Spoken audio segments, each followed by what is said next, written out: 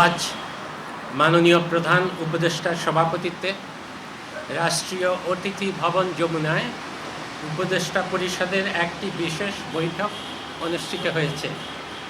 এই সভায় তিনবারের সাবেক প্রধানমন্ত্রী, সাবেক রাষ্ট্রপতির স্ত্রী ও বিএনপির চেয়ারপারসন বেগম খালেদা জিয়ার আশু রোগ মুক্তি কামনা করে দোয়া ও প্রার্থনা করা হয় এবং জাতির কাছে তার জন্য দোয়া ও প্রার্থনার আহ্বান জানানো হয়।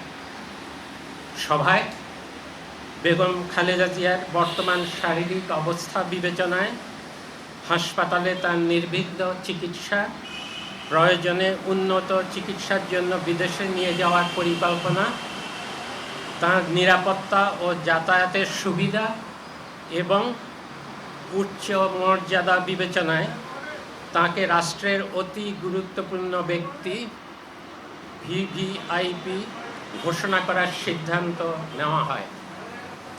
এই সিদ্ধান্ত অবিলম্বে কার্যকরের জন্য সংশ্লিষ্ট সকল সংস্থাকে নির্দেশনা প্রদান করা হয়। এ বিষয়ে বেগম খালেদা জিয়ার পরিবার ও দল অবগত রয়েছে।